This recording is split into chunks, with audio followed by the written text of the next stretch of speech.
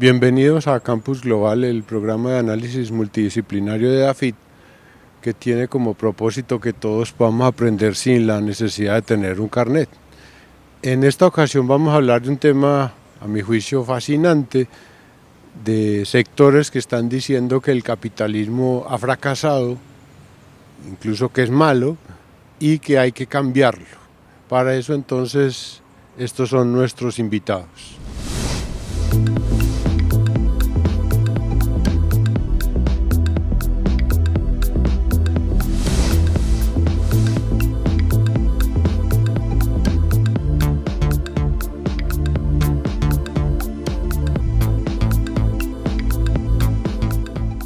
Empecemos con tal vez lo primero es si de verdad el capitalismo fracasó y es un sistema aparentemente malo. A ver, capitalismo ha generado bienestar como ningún otro sistema lo puede generar. Un bienestar económico, un bienestar, yo diría que inclusive intelectual y moral, porque es que en el capitalismo somos capaces de pensar a partir del individuo, hemos desarrollado todo lo que el Occidente tiene como valores. Y de alguna manera no hay ningún otro sistema que sea capaz de articular la iniciativa privada en instituciones sólidas para que ella pueda producir el desarrollo y el bienestar que produce. Sin embargo, hay dos cosas que han fallado, hay dos cosas que tenemos que pensar. La primera, hace 20 años todos pensábamos que el capitalismo como sistema económico debería llevar automáticamente al liberalismo político, y ahí nos hemos equivocado. Y nos estamos encontrando que la máquina más poderosa de crecimiento que hay es China, que es un sistema capitalista, económicamente, pero políticamente dictatorial y autoritario. Entonces es tan bueno el capitalismo que hasta a los chinos les sirve. Entonces el supuesto de que la libertad económica nos iba a llevar a libertades políticas y a un sistema liberal políticamente hablando, ya nos caímos todos de la nube, ya no estamos tan seguros de eso, ya estamos viendo que el capitalismo puede ser utilizado por el autoritarismo para hacer cosas muy, muy impresionantes. El segundo punto que creo yo que nos ha puesto a pensar a todos y que tiene mucha culpa en esta sensación de dudas que hay sobre el capitalismo, tiene que ver con la distribución del ingreso. La distribución del ingreso es un tema complejo por dos razones. Porque el propio capitalismo alienta a la gente a perseguir más ingreso. Sí. La gente tiene pretensiones normales y sensatas de crecer más. Y yo diría que hasta unos 10 años atrás, el sistema iba en una euforia de crecimiento que todo el mundo en los países desarrollados se sentía bien y todo el mundo veía que crecía. Y después de la crisis arranca una situación muy complicada en la cual pareciera que se estancan ciertos grupos sociales y la gente empieza a decir, uy, y esto que era tan bueno porque ya no está funcionando tan bien. Y no está funcionando tan bien no en el sentido de que no genere bienestar ni que no esté generando el mismo dinamismo que sabemos, sino que no está generando las mismas oportunidades que probablemente estaban acostumbrados los países desarrollados a tener. Y eso ha generado entonces estas dudas. Pero yo creo que hay una cosa que tiene que reconocerse y es que no hay sistema tan poderoso para generar bienestar como el capitalismo, que tiene problemas, que genera probablemente temas políticos complejos que seguramente ahora analizaremos sin duda, pero no hay ningún sistema tan poderoso para generar bienestar como ese que articula la iniciativa privada, lo que yo llamaría el afán individual dentro de instituciones de mercado que permiten que se dé esa articulación entre lo que cada cual quiere y lo que todos hacemos. El capitalismo es una máquina increíble de hacer pan, como se le ha denominado bien. Además, Juan David, es un sistema tremendamente joven. Este merequetengue apenas está empezando.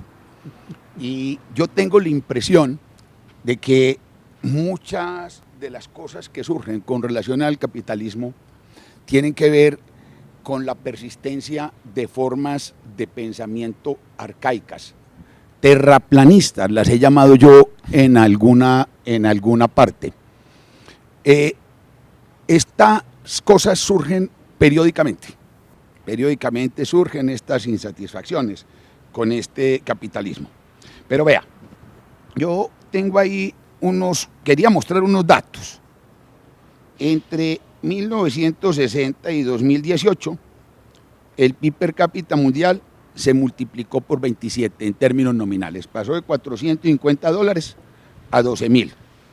Y en términos constantes, pasó de 3.800, medido en dólares de 2010, a 11.000. Eso es una cosa impresionante, por tres. Por tres. Y nunca había pasado. No, jamás.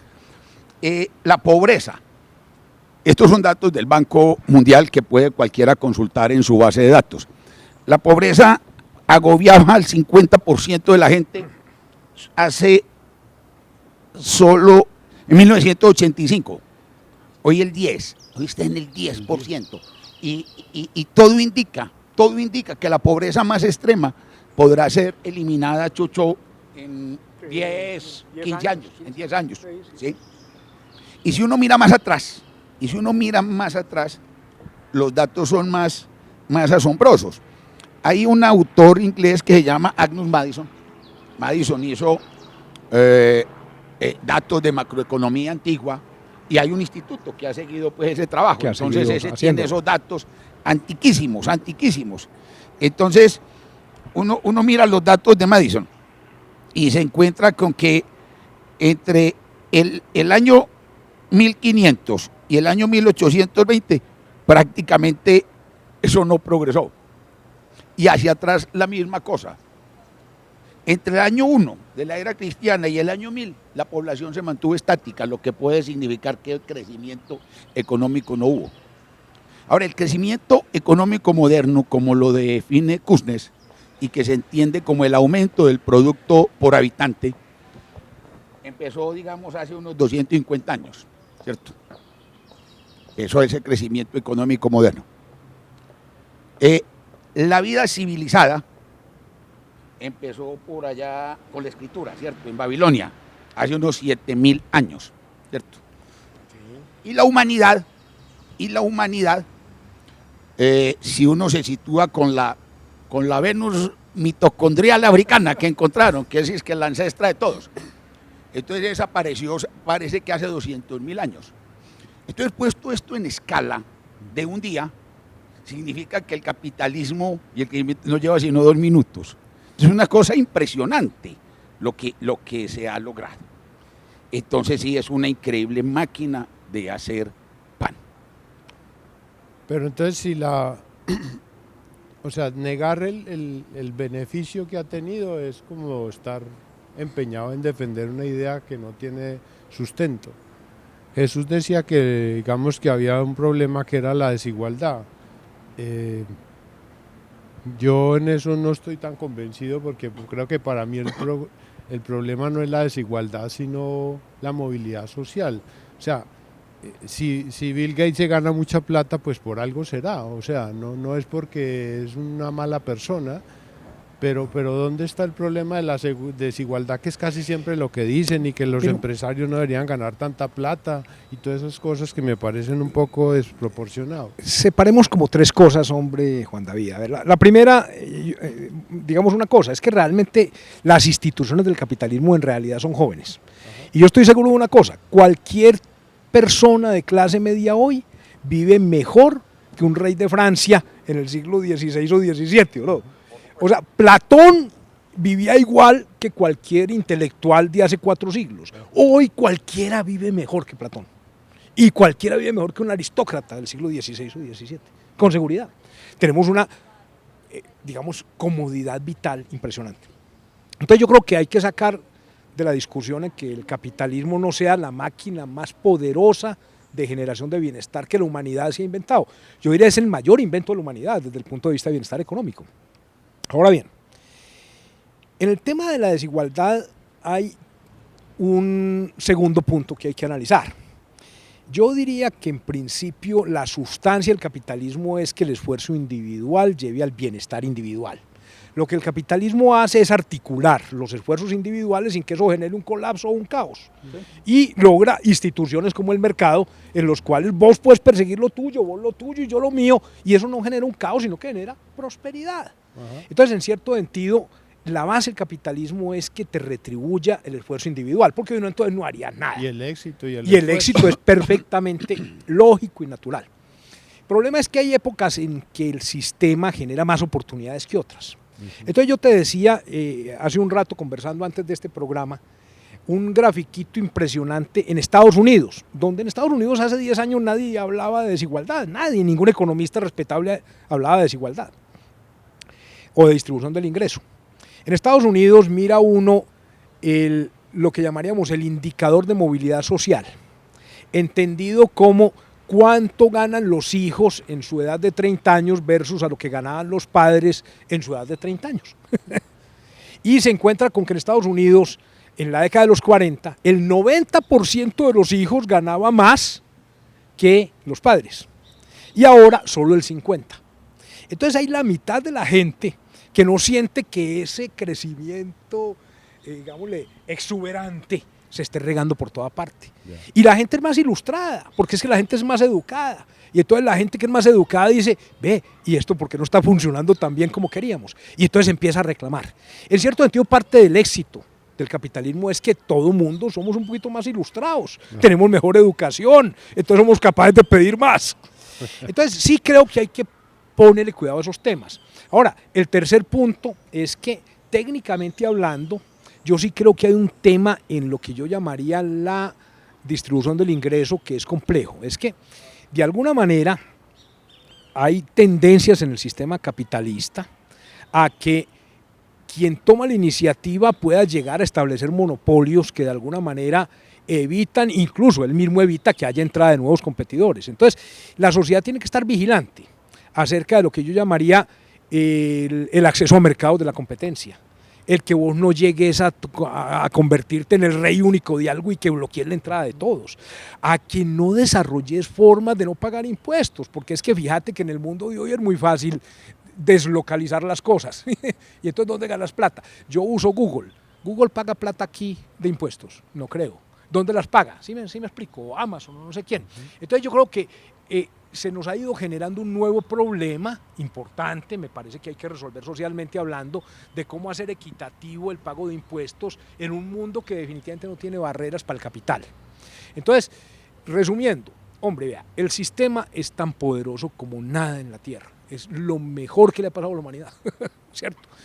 Tiene momentos de mayor auge y mayor dinamismo y otros en los que probablemente muestra que no generan las mismas oportunidades, y entonces tenemos que pensar qué está pasando y tenemos que ver de qué manera logramos que haya oportunidades mejores para todos. Y entonces, por ejemplo, ahí hay lugar a políticas públicas que permitan que la gente se eduque más y cosas por el estilo.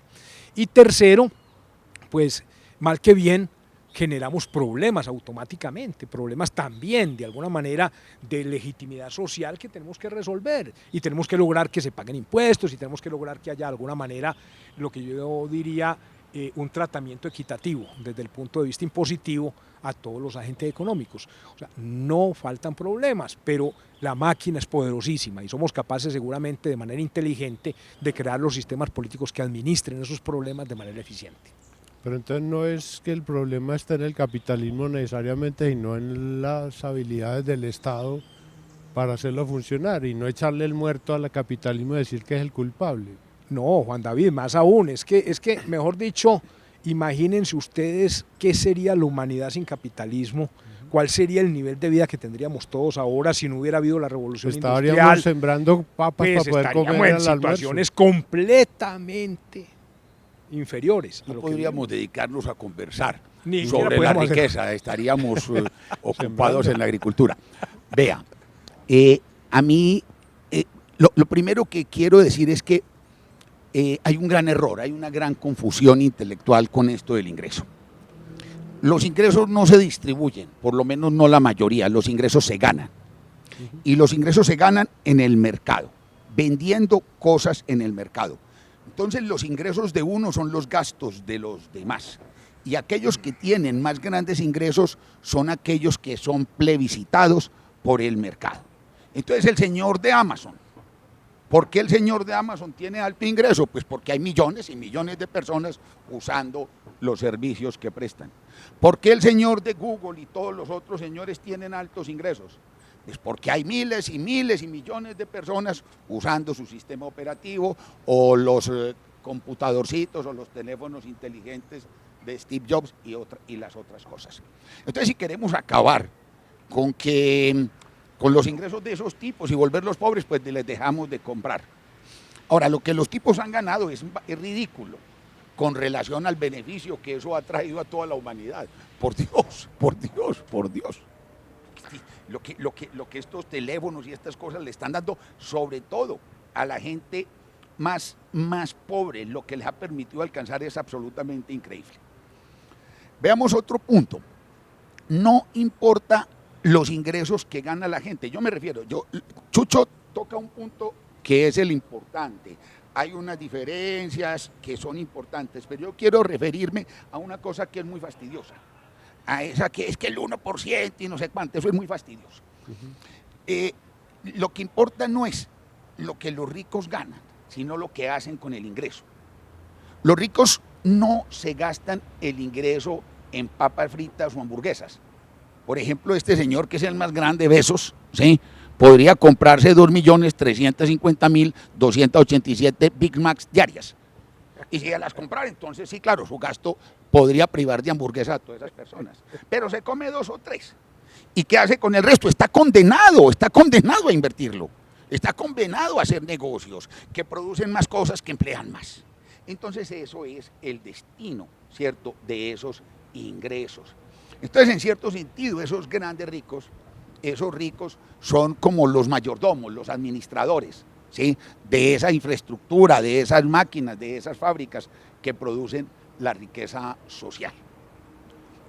Si viviéramos en una sociedad en la que tuviéramos un solo administrador de eso, y de eso que llamamos propiedad pública, que es una pura ficción jurídica, ¿por qué es mejor la propiedad plural a la propiedad única? Porque es que realmente la alternativa es o propiedad plural, unos ricos que nos parezcan en algunos casos fastidiosos y que sean extravagantes, a una propiedad única.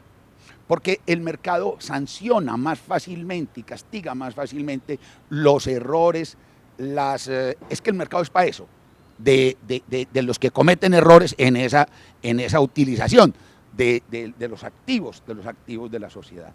Entonces ese es el punto que es importante destacar.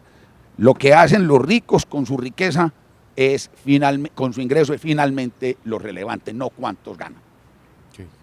Pero yo quisiera aclarar una cosa que es importante. Digamos, de una manera general, el sistema reposa en la capacidad de premiar la iniciativa privada y premiarla bien. Y eso es lo que hace que la gente se esfuerce. Si ello no fuese así, entonces pues probablemente no habría ningún tipo de desarrollo, innovación que nos llevara al sitio de bienestar en que estamos. Sin embargo, yo creo que pasan 2 cosas importantes, Luis Guillermo y Juan David. La primera es que hay profundos reacomodos institucionales y sociales que también están vinculados al desarrollo económico y a la innovación. Vamos a poner un ejemplo sencillo. No pasará mucho tiempo sin que los vehículos autónomos reemplacen al tráfico que hay actualmente. Y hay una cantidad de gente que vive de eso, que maneja vehículos, ¿cierto? Y esas son disrupciones tecnológicamente fundamentadas, porque para poder llegar a que haya un vehículo autónomo se requiere un mapeo completo del mundo, se requiere toda una red de información tremenda, se requiere una sincronización perfecta de muchas actividades. Sin embargo, la gente que hoy maneja el vehículo requiere de alguna manera un soporte social para hacer las transiciones. Y las sociedades se tienen que preocupar de eso, porque no puedes tener una cantidad de gente que se quedó mirando, ¿yo qué hago? Claro, le podemos decir, si fuera suficientemente ingenioso como Jeff Bezos, no estarías en eso. Pero bueno, poco consuelo está que me comparen a mí con Jeff Bezos, pues, ¿cierto?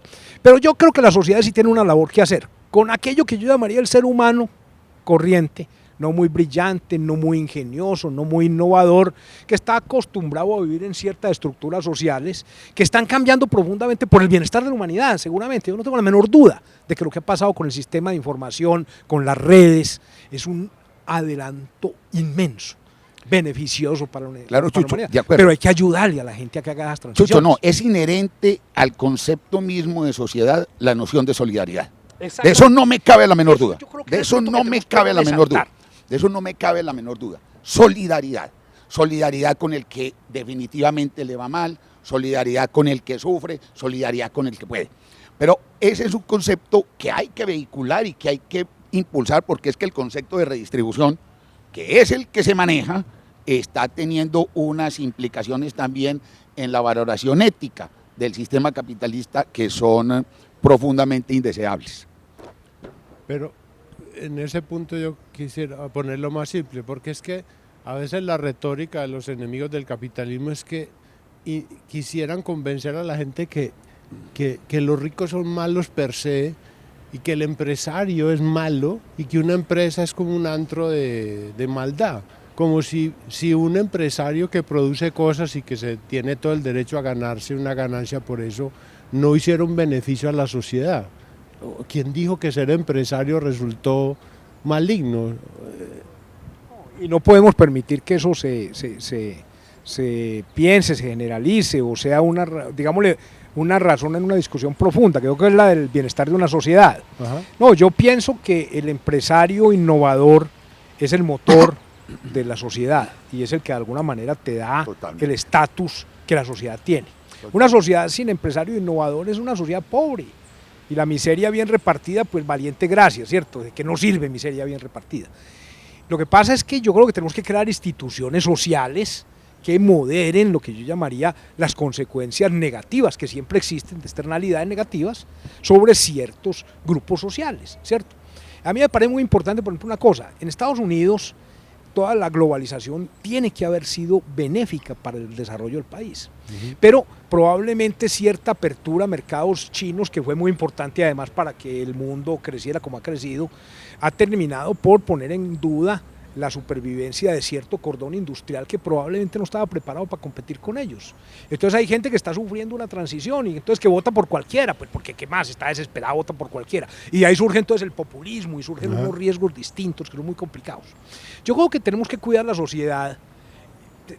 Dos cosas tenemos que cuidar. Que la iniciativa de quienes son empresarios, innovadores, tenga la retribución adecuada para que progresemos. Y que la sociedad mucha plata no es malo. No, nunca es malo. De hecho, lo que sí debe haber es que debe pagar impuestos para que seamos capaces de mantener un estatus bueno de una sociedad para todo mundo. Pero es que uno vio a los señores de Davos diciendo que son demasiado altos los salarios de los ejecutivos. ¿Quién dijo eso? Que eso era pecado. Si la gente pide plata y la empresa se la paga, ¿dónde está el problema? Que alguien se gane mucho dinero. Pero Juan David, Davos es un tema que porque Davos está ahora diciendo, una sección de la conversación, ¿cierto? Que vale la pena mirar. Pero es que no solo en los empresarios, somos todos, la libertad la necesitan todos, el respeto a las propiedades la necesitamos todos. La atención se suele centrar en los empresarios y los ataques iniciales de los enemigos del comercio, cuando logran tener posiciones importantes y definitivas en los gobiernos, se centran especialmente en los más ricos. Y los más ricos pues llegan y se van, porque el capital es muy móvil. Entonces después siguen los procesos y de igualación y de cosas estas y terminan por destruir las instituciones que nos sirven a todos. El hecho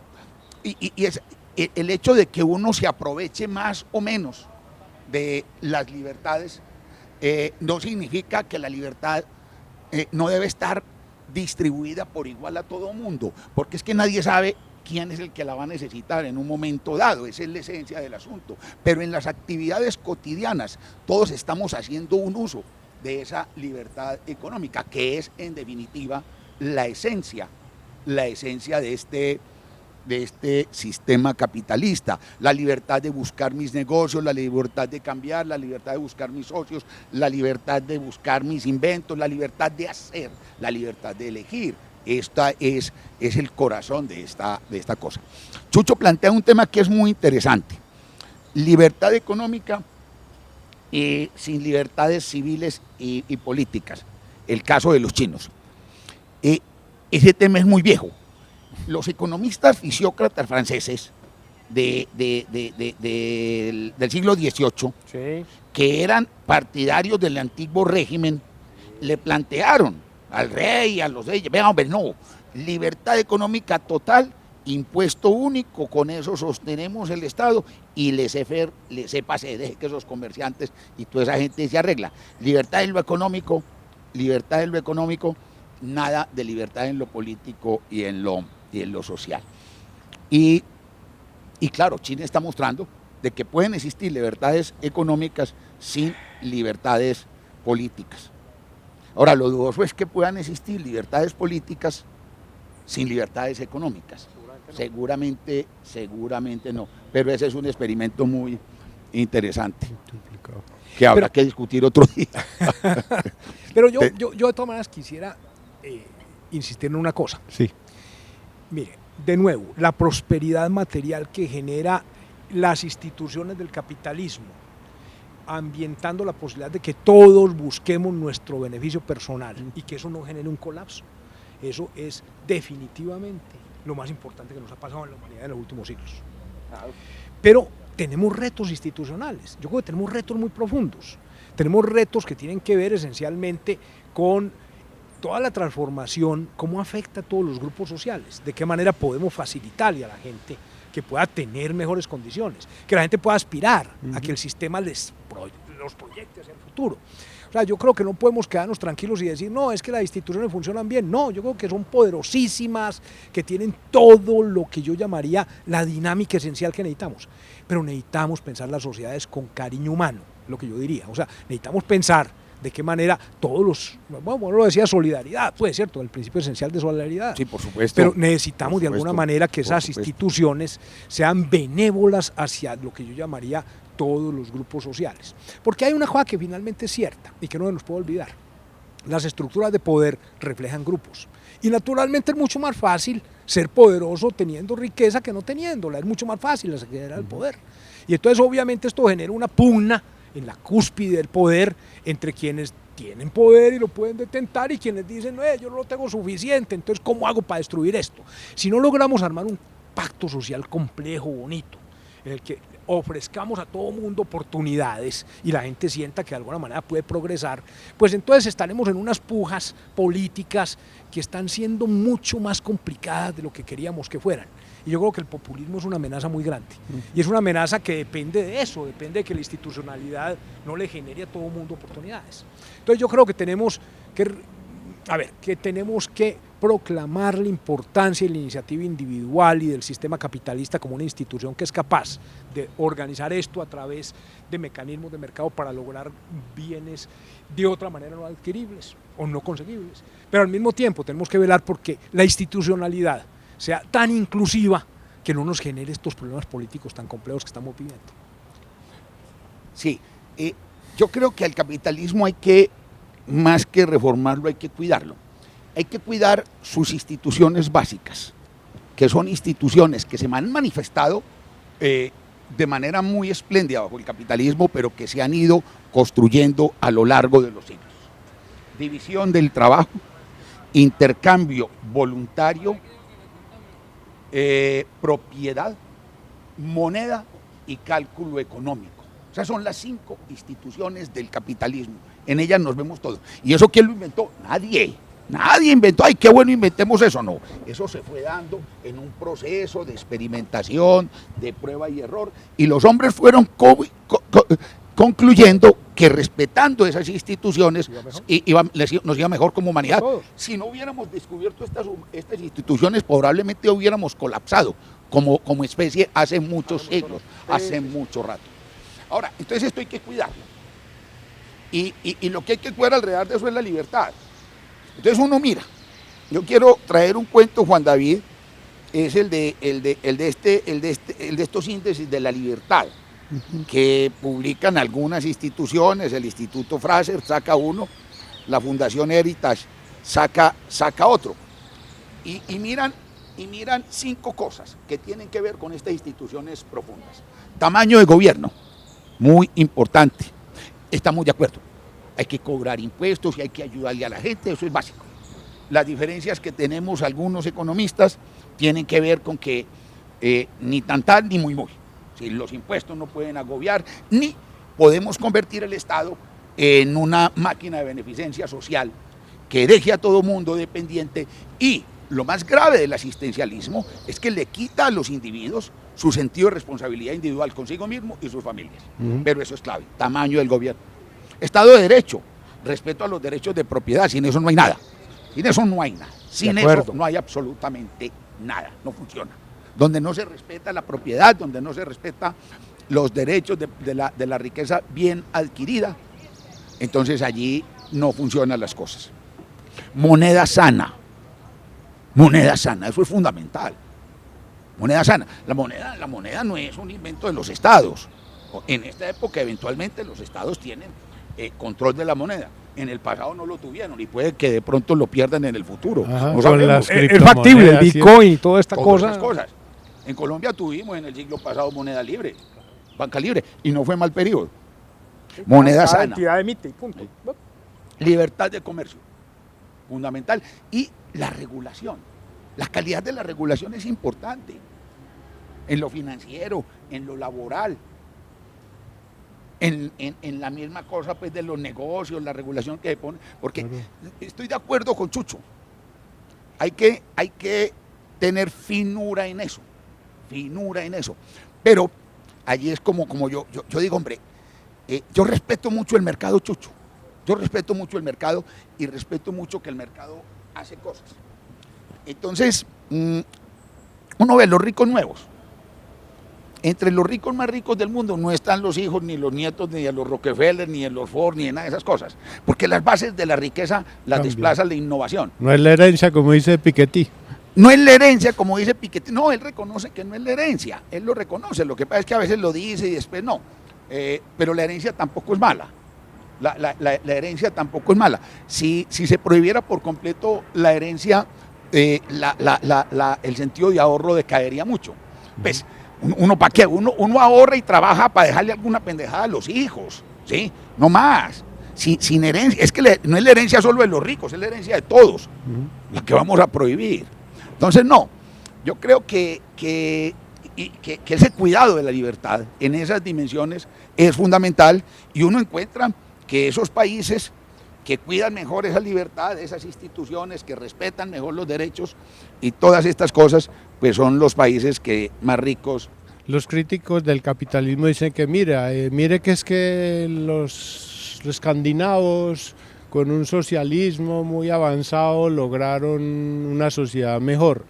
Pero precisamente esas sociedades fueron las que entendieron que había que facilitarle al mercado que trabajara y no un Estado que hiciera todo, y es lo que hace que esas sociedades sean exitosas. Pero en esas cosas todos vamos y venimos. A veces se le mete mucho paquete al Estado y después nos damos cuenta de que se fue la mano. Y entonces decíamos, hombre, las fallas del mercado hay que remediarlas con las fallas del Estado, y resultó que el Estado empezó a fallar mucho, ¿sí? Y entonces empiezan a fallar demasiado los Estados. Yo confío más en los mercados, yo confío más en los resultados del mercado que en los resultados del Estado, porque para controlar el mercado hay que saber, desde el Estado hay que saber mucho. Es un alcance que está por fuera. Yo diría lo siguiente, mira, yo creo que los mercados es la institución fundamental que ha permitido incluso a los países escandinavos tener el nivel de riqueza que tienen. Sí. Lo que pasa es que una dosis de Estado con confianza en el Estado a menudo resulta interesante.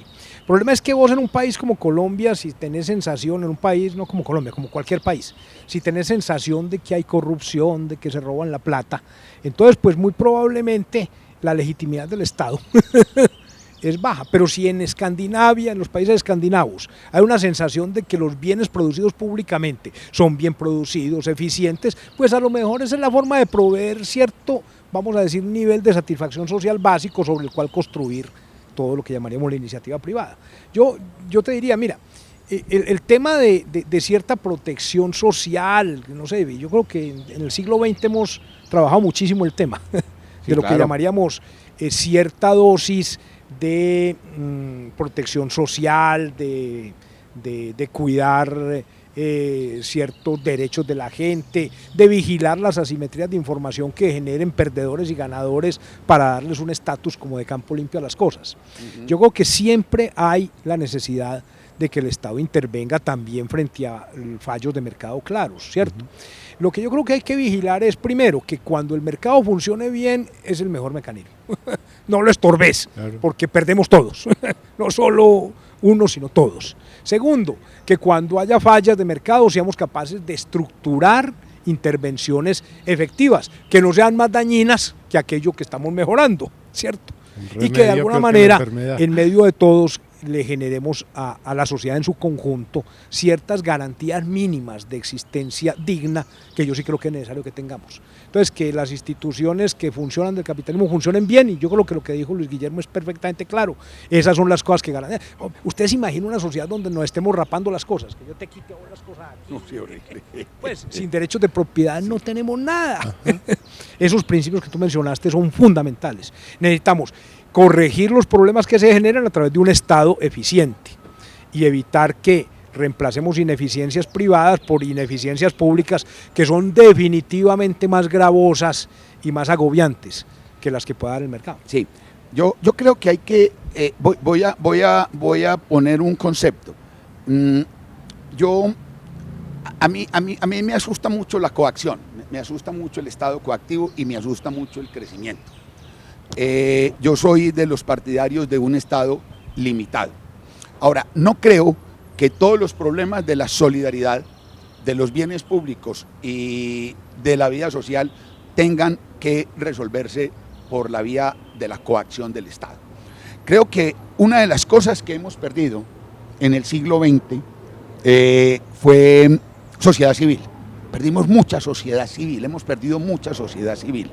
Y esa sociedad civil, ¿en qué se manifestaba? Se manifestaba en que las comunidades, la gente era solidaria, la gente, por ejemplo, las grandes universidades de Estados Unidos funcionan con fortunas que heredaron y le entregaron y tienen esos fondos para financiar. Los grandes museos a los que todo el mundo puede asistir funcionan con los cuadros y las pinturas y las esculturas que donaron esos ricos. Y así, es decir, la solidaridad social y de hecho, muchas instituciones, los hospitales que se crearon acá, cuando se creó el hospital de San Vicente de Paúl, la plaza de mercado y cosas de esas, eso era antes de que aparecieran las formas coactivas de incidir en los temas de pobreza y en los temas de solidaridad. Y esas formas no coactivas también pueden desarrollarse y deben estimularse y no confiar extremadamente en la sabiduría del gobierno. Yo le tengo mucho susto porque allá llega mucha gente muy bruta y muy mala, y puede llegar gente muy mala, malvada y perversa, y pueden hacer mucho daño, a veces más por ignorancia que deliberadamente, pues que por malignidad.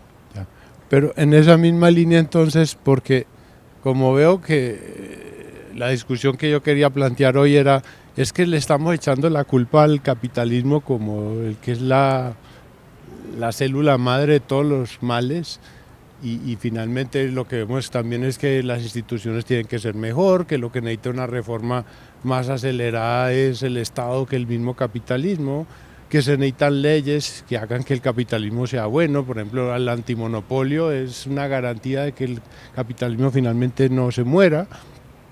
Pero en lo que dice Luis Guillermo, en no confiar tanto en las leyes, porque por ejemplo yo pensaría que los mismos ciudadanos tenemos un compromiso, porque es muy fácil decir es que Steve Jobs o no de que son unos capitalistas malditos que ganan mucha plata y abusan. Pero cuando el ciudadano dice, mire, es que usted sabe de sobra que en China no se cuide el ambiente y maltratan a los trabajadores y usted se va a comprar un producto chino, en el fondo no es mejor entregarles más poder a los ciudadanos, diga, es que si usted no está cumpliendo con el ambiente no le compro. ¿No es más poderoso a veces eso en complemento que solamente la legislación? O sea, porque al ciudadano apóyate finalmente al capitalista perverso, pero le echan la culpa al empresario. Pero a ver, pongámonos de acuerdo como en tres cosas fundamentales. Ajá. Yo creo que las instituciones del capitalismo son la fuente de bienestar futuro. Ajá. Que hay lugar a una intervención estatal inteligente que de alguna manera corrija problemas de fallas de mercado, aunque a su vez también tengan riesgos y haya que cuidarse de ellos. ¿Cierto? Sí, por supuesto. Eso es muy importante. Por supuesto. Y tercero, que no podemos perder de vista que las instituciones que tenemos que desarrollar son instituciones que no son fáciles de desarrollar y que es fácil hacer cosas mal hechas. Es decir, claro, en una empresa muy probablemente la restricción de resultados hace que sea limitada la capacidad de hacer bobadas, ¿o no? Sí. En un estado puede que no, porque pues finalmente hay un espesor burocrático distinto. Los funcionarios operan sin restricción Sin presupuestal, restricción presupuestal. y no se preocupan de los costos que ponen a la sociedad. Hay sus una decisiones. tarea muy importante de diseñar instituciones buenas. Y es muy fácil diseñar instituciones malas. O sea, por ejemplo, cuando hay asistencialismo, es muy fácil diseñar una cosa donde la plata se pierda bobamente sin que lleguemos a donde tenemos que llegar a quien asistir. La focalización de la asistencia pública a menudo es más mala que la propia distribución del ingreso. Entonces hay un gran reto de crear instituciones buenas. Y yo creo que los capitalistas, llamémoslo inteligentes y visionarios, se dan cuenta de una cosa, y es lo que yo creo que es la discusión que hay entre los empresarios recientemente. Las empresas son sostenibles de largo plazo. Una empresa no está para ganar plática ahora, una empresa no está para hacer un PIG bueno este año, una empresa está para tener futuro, para tener una renta permanente. Y para ello se necesitan varias cosas. Por supuesto, comportarse racionalmente como empresario, por supuesto. Si un empresario no se comporta racionalmente, pues se quiebra y punto. Segundo, tiene que tener una buena relación con todos los stakeholders, con toda la gente con la que se relaciona. Tiene que tener buena relación con la sociedad. Tiene que ser capaz de cuidar el medio ambiente. Tiene que ser capaz de manejar una relación digna y respetuosa con sus trabajadores. Y yo creo que ese es el capitalismo bueno, el capitalismo que reconoce el dinamismo de las instituciones, pero a la vez la responsabilidad que todos tenemos hacia esas mismas instituciones. Yo le voy a decir qué pienso yo que son las reglas y las instituciones buenas y cuáles son las más nefastas. Yo creo que lo fundamental, si estamos hablando de libertad, es producir normas de conducta de carácter general para que ese orden de libertad pues lo regulemos un poco, que tengan que ver con la propiedad, que tengan que ver con los derechos del otro, pero generales, normas generales. El gran mal de nuestra época es que las legislaturas y las leyes se convirtieron cada vez más en productoras de leyes y normas sobre medida. Entonces le voy a poner un caso, Vamos a tener que sacar es que una norma Uber, que hay que regular Uber. ¿Por qué diablos hay que regular Uber? Eso fue una empresa que apareció. Entonces si debía pagar unos IVAs, inscribirse en la DIAN y pagar unos impuestos. Entonces hay la de los taxis, es una regulación completamente específica. Y le puedo mencionar decenas y decenas de casos donde las normas son sobre medida y la gente va a pedir normas sobre medida. Ahora presentado en un proyecto de ley es que para que les compensen los cupos. Cuando nadie le ha pagado al Estado, eso es una ficción. Nadie pagó un cupo, nadie le pagó al Estado por lo menos para entrar a eso. Se llama tarjeta de operación y vale 30.000 pesos. El cupo es un precio que formaron, es un precio de 60 millones en ese mercado, ¿cierto? Controlado pues por ese oligopolio. Pero son normas, todas esas normas específicas son las que generan grandes conflictos. Porque claro, como cada cual ve que hay una norma para este, que hay otra norma para este, que hay otra norma para este, entonces todo el mundo lucha por meterse allá y nadie quiere estar al margen de esa distribución. Y entonces esa es en buena medida también una de las manifestaciones de la crisis de nuestra época, de un Estado que prometió demasiado, que creció demasiado, que se metió demasiado en todo y que ya es incapaz de atender y resolver de forma no conflictiva las demandas contradictorias, porque son contradictorias. Hay unos señores diciendo, bajen el arancel a los textiles, hay otros señores diciendo, súbalo. ¿Y cómo resolvemos todo ese montón de conflictos tan complicados? Bueno, no sé, el tiempo se acaba y el tema es muy interesante. Yo solo dejaría un espacio así, un tiempo corto. Si dijeran ¿qué es lo que tenemos que mejorar del capitalismo? ¿Hay alguna cosa específica que se te atrevían a decir? Porque está diciendo que hay que cambiarlo, es que para que sobreviva. ¿O es más el aparato institucional y el Estado el que necesita las reformas? A ver, la pregunta es... Muy complicada. Es muy complicada y muy difícil, pero yo diría que hay dos cosas que tenemos que pensar mejor. Yo creo que hay objetivos sociales que nos podemos plantear como Estado y que son necesarios en una sociedad.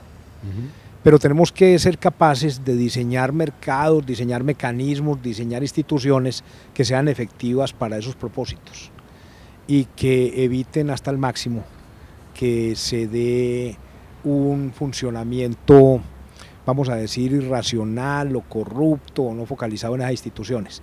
Es decir, necesitamos diseñar instituciones que resuelvan eficientemente los problemas, que los hay, pero que no vayan a generar más problemas. Y segundo, yo creo que tenemos que tener una reflexión nueva acerca del papel del Estado en las transformaciones disruptivas que está viviendo la sociedad. A mí me parece que el mundo está cambiando muy rápido, que las instituciones que tenemos se han formado con todo lo que yo llamaría la prueba de fuego de las realidades, pero probablemente están quedando atrás. Y frente a esas transformaciones disruptivas, pues yo creo que tenemos que respetar el mercado, porque el mercado es la que de alguna manera la está generando, pero tenemos que crear también instituciones adecuadas para que seamos capaces de canalizar de manera creativa esos cambios. O sea, yo creo que los cambios no son tanto del capitalismo cuanto de las instituciones que hemos formado para atender los naturales problemas que cualquier otra institución tiene. Y que tenemos que ser primero eficientes, que lo que hagamos sea eficiente, que cuando por ejemplo intervenimos en un mercado por razones asistenciales, pues la plata llegue al que es, ¿cierto? Vamos a poner un ejemplo por Salime. Luis Guillermo, tiene, por ejemplo, exenciones al IVA, ¿cierto? Y las exenciones al IVA son una forma de ayudarle a los pobres o de ayudarle a los ricos.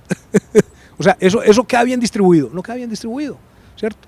Entonces necesitamos de alguna manera que cualquier mecanismo que empleemos sea eficiente en el propósito que queremos, ¿cierto? Los subsidios en los servicios públicos a menudo se va a la mitad para donde no es, ¿o no? Más de la mitad para donde no es. Entonces tenemos que ser capaces de ser buenos para diseñar instituciones buenas para que enfrenten los problemas que sabemos que tenemos. Y segundo, tendremos que reinventarnos como Estado para las transformaciones disruptivas que claramente se están generando y que van a generar tensiones, porque es que van a desaparecer muchos trabajos que estamos acostumbrados a hacer, van a ser reemplazados por otro tipo de, pues no sé, de procedimientos. Y entonces tendremos que ser ingeniosos y sabios para construir las instituciones del futuro. O sea, el ingenio y la eficiencia, que son las obsesiones del capitalismo, pongámoslas es lo que hay que poner al servicio del Estado. Luis Guillermo, para terminar. No, sí, yo ya respondí a eso. Yo creo que hay que cuidarlo. Hay que cuidarlo. Y cuidar el capitalismo es cuidar la libertad. Es preservar la libertad, es cuidar el mercado, es cuidar la libertad de elegir de la gente. Es eso, hay que cuidarlo. Y hay que centrarse en la solidaridad. Sin solidaridad esa es la esencia, ¿sí?, de la vida en sociedad. Definitivamente hay que ayudarles a los que no les va tan bien o a los que definitivamente les va mal. Y eso exige pues un trabajo importante, ¿sí?, que tiene mucho que ver pues de aspectos técnicos, ¿cierto? Es un tema que llamamos de focalización adecuada, de todo eso. Pero además exige, y esto me parece mucho más importante, que se le abra el espacio a la solidaridad voluntaria, a la solidaridad que surge de la misma sociedad civil, que probablemente está ahogada y limitada pues, por el peso que tiene las formas coactivas de imponer la redistribución. Bueno, Como ven, el tema es muy importante y no se resuelve en una sola conversación, pero creo que valía la pena plantearlo. Y pues muchas gracias a Luis Guillermo y a Jesús. Gracias por la invitación. Como siempre nos dan muchas luces Gracias, Juan David, y nos gracias. dejan más preguntas que Gracias a ti. necesarias. Placer. Y nos vemos en el próximo Campus Global.